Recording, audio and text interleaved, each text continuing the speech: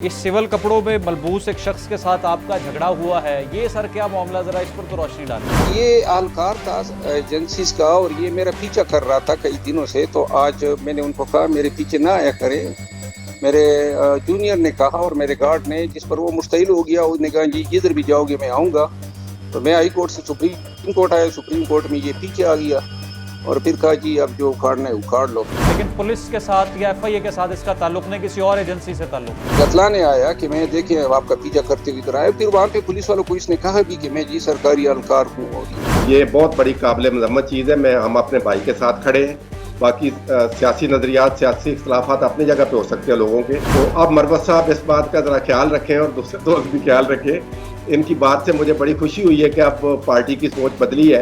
नैब तो आपने जिस तरह पहले फरमाया कि नैब की तरफ से भी ऑब्जेक्शन आता हुआ दिखाई नहीं दे रहा, और नवाज शरीफ साहब अगर खुद को पेश करते हैं तो यकीनी तौर पर उनको रिलीफ मिल सकता है। और अगर नैब वालों ने वो वहाँ अपनी मुखालफत ना की और अपने केस की पैरवी ना की और जो जिस बात पे उनको, जिन पॉइंट्स पे, जिस शहादत पे उनको सजा हुई है उसको प्रेस नहीं करते, तो फिर मरवत साहब की बात ठीक है कि अदालत को पूरी मुआवनत भी मिलेगी और ये मुकदमा कमज़ोर हो जाएगा और उसमें उनके बरी होने के फिर ज़्यादा चांसेस हैं। PTI चेयरमैन के वकील शेर अफजल मरवत साहब ने भी हमें ज्वाइन किया। मरवत साहब, आपके वक्त का भी शुक्रिया। आपसे मैं जानना चाहूँगा कि इमरान खान की क्या वाकई ख्वाहिश है कि इस इलेक्शंस में टिकट्स अपने वकीलों को दें और उसमें आपका नाम भी शामिल है? सर, खान साहब की ख्वाहिश ये सिलसिला थमता नहीं है तो फिर बार में मजबूत वकला को जो हैं बिलखसूस पंजाब में जो हैं टिकटों से नवाजने का कहा है कि उनको फिर हम आगे लाएंगे, क्योंकि उनके पीछे बार होती है, वकला ज़रा मजबूत तबका है तो वो ठहर सकेंगे। सर इस हवाले से कोई गुफ्तगू आपकी हुई है उनके साथ? जी कई दफ़ा हुई है। ठीक है, तो वो टिकट उसमें आप भी शामिल होंगे या शोएब शहीन साहब, नईम हैदर पंजोदा साहब जो कि फ्रंट फुट पर हमें दिखाई देते हैं, ये लोग शामिल होंगे? हमारी बात नहीं हुई है। ये जनरल बात पॉलिसी डिसीजन के हवाले से खान साहब ने ये लिया था और उन्होंने खुद शेयर किया था मीडिया के साथ अदालत में बैठ के। ठीक है। आज सर ये एक वीडियो क्लिप भी सोशल मीडिया पर वायरल है, ट्विटर पर भी, यूट्यूब में भी। इस सिविल कपड़ों में मलबूस एक शख्स के साथ आपका झगड़ा हुआ है, ये सर क्या मामला, जरा इस पर तो रोशनी डालें।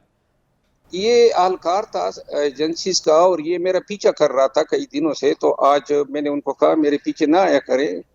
मेरे जूनियर ने कहा और मेरे गार्ड ने, जिस पर वो मुस्तैल हो गया। उसने कहा जी जिधर भी जाओगे मैं आऊँगा।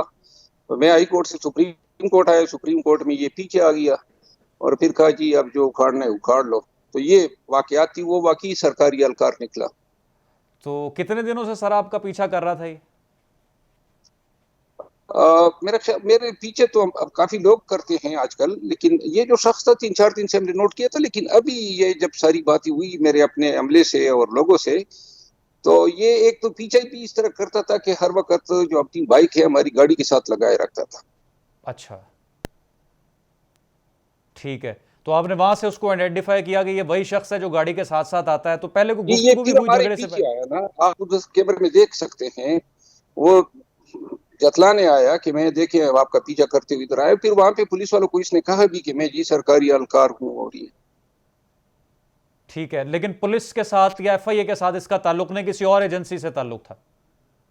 या ठीक है। अच्छा शेर अफजल मरवत साहब, हम नवाज शरीफ की हिफाजती जमानत पर भी गुफ्तगू कर रहे थे कि हिफाजती जमानत तो उनकी 24 अक्टूबर तक मंजूर हुई है, लेकिन उसके बाद फिर वो अपने आप को अदालतों के सामने सरेंडर करेंगे। तो क्या नैब की तरफ से आप बतौर कानूनी माहिर समझते हैं कि कोई ऑब्जेक्शन आ सकता है? ये नेब के केसेस नॉन कंपाउंडेबल होते हैं, नाकाबिल राजीनामा होते हैं। नेब अगर फेवर देना भी चाहे तो अदालत पाबंद नहीं है।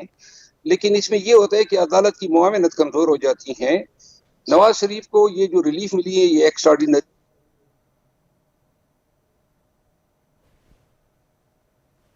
सेंटेंस जो थी वो सस्पेंड की गई 4 हफ्ते के लिए, जिस ऑर्डर को इसने अब्यूज किया, 4 साल गुजार के आ गया।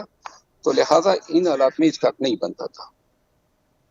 ठीक है जी। जस्टिस रमज़ान साहब, गुफ्तगू आप सुन रहे हैं शेर अफजल मरवत साहब की। नवाज शरीफ साहब, अब नैब तो आपने जिस तरह पहले फरमाया कि नैब की तरफ से भी ऑब्जेक्शन आता हुआ दिखाई नहीं दे रहा, और नवाज शरीफ साहब अगर खुद को पेश करते हैं तो यकीनी तौर पर उनको रिलीफ मिल सकता है। सर, इलेक्शन कैंपेन पर किसी किस्म की कोई रुकावट नहीं होगी मियां मोहम्मद नवाज शरीफ को, अगर केसेस पैरेलल उनके चलते रहे अदालत में भी और नैब में भी? बहुत शुक्रिया। मैं आपकी बात का जवाब देने से पहले मैं जो आज वाकया हुआ हमारे भाई के मरवत साहब के साथ मैं उसकी बड़ी पुरजोर मजम्मत करता हूं। और इस तरह हर वकील को ये हक है, ये आइन उसको हक देता है कि वो जिसकी मर्जी वकालत करे, उसको कोई इस तरह की जो रोक टोक है कानूनी इदारों की तरफ से या इस तरह उनको जो हरासमेंट है, ये बहुत बड़ी काबिल मजम्मत चीज़ है। हम अपने भाई के साथ खड़े हैं। बाकी सियासी नज़रियात, सियासी इख्तलाफात अपनी जगह पे हो सकते हैं लोगों के, इस बात पे सारी बात इनके साथ है और हम इस वाक़े की बड़ी मजम्मत करते हैं। दूसरा, मरवत साहब को मैंने ये बताना, पंजाब में टिकट दिए गए थे पार्टी की तरफ से, पीटीआई की तरफ से, तो हमारे बहुत से करीबी दोस्त पंजाब बार कौंसिल के मेंबरान, पाकिस्तान बार कौंसिल के मेंबरान और मुख्तलिफ ज़िली बारों के सदर जो थे वो कैंडिडेट थे, तो उनको टिकट नहीं मिले थे। तो अब मरवत साहब इस बात का ज़रा ख्याल रखें और दूसरे दोस्त भी ख्याल रखें। इनकी बात से मुझे बड़ी खुशी हुई है कि अब पार्टी की सोच बदली है, तो ये वकीलों को इंशाल्लाह कंसिडर करेंगे और वोट देंगे। और ये इनकी सोच ठीक है कि वकीलों के पीछे एक राय आमा भी होती है, पब्लिक भी होती है और बार की भी बहुत बड़ी ताकत होती है। अब मैं आपके सवाल का जवाब देता हूँ। मियां मोहम्मद नवाज शरीफ साहब को हर सूरत में यकीनन 24 तारीख को अदालत के सामने अपने आप को पेश करना पड़ेगा और सरेंडर करना पड़ेगा, वरना अदालत की तरफ से ये तंबीह है कि अगर वो नहीं आते तो फिर उनको गिरफ्तार करके भी पेश किया जाएगा। तो ये मरवत साहब ने बात जो की है ना कि नैब वालों को वो बेशक कोई बयान ऐसा दे भी दें तो मुकदमे की सेहत पे असर नहीं पड़ता, तो वो मेरे भाई की अपनी सोच है। नैब के कवानीन ज़रा थोड़े से मुख्तलिफ हैं।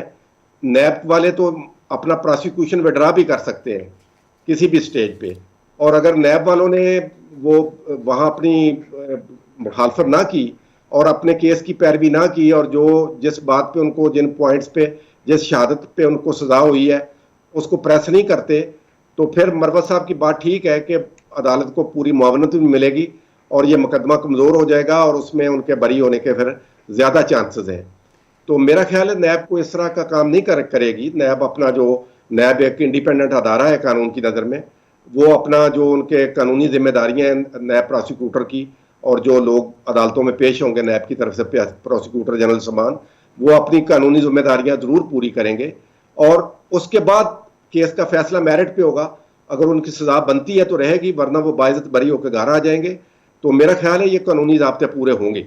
बहुत शुक्रिया जस्टिस रिटायर्ड रमजान चौधरी साहब और मरवत साहब का प्रोग्राम में हमारे साथ मौजूद थे। नाज़रीन, वक्त खत्म हो रहा है, आपसे दोबारा मुलाकात होगी। रुखसार मेरे को दीजिए इजाज़त। अल्लाह हाफ़िज़।